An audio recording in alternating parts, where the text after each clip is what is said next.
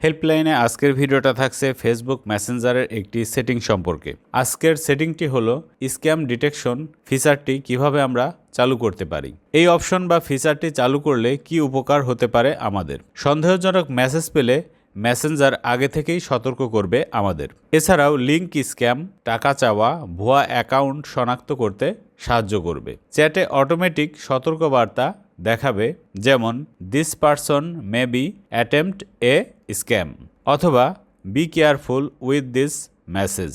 এর মাধ্যমে আপনি সতর্ক হয়ে যাবেন এবং ভুয়া আইডির থেকে চ্যাট বন্ধ করে দিতে পারবেন এবং স্ক্যাম থেকে দূরে থাকবেন বা স্ক্যামের শিকার হবেন না। এই সুবিধাগুলো পাওয়ার জন্য প্রথমে আপনারা আপনাদের ফেসবুক মেসেঞ্জার অ্যাপটি আপডেট করে নেবেন। তাহলে আপনার ফোনটি ফাস্ট হবে এবং আমার দেখানো ভিডিওর সঙ্গে মিলে যাবে। এছাড়াও বিভিন্ন ধরনের ভিডিও আমার চ্যানেলে দেয়া আছে, আপনারা দেখে নিতে পারেন।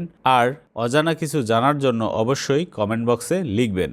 যারা আমার ভিডিও দেখে উপকৃত হন তাদের প্রতি একটি অনুরোধ থাকবে, আমার চ্যানেলটি সাবস্ক্রাইব করে বেল বাটন অন করে চ্যানেলের পাশে থাকবেন। চলুন এখন মূল ভিডিওতে চলে যাই। প্রথমেই আপনারা আপনাদের ফেসবুক মেসেঞ্জার অ্যাপে ক্লিক করবেন।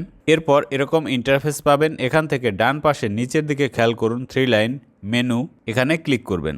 এরপর পেয়ে যাবেন উপরের দিকে সেটিংস, এখানে ক্লিক করবেন। এরকম ইন্টারফেস পাবেন।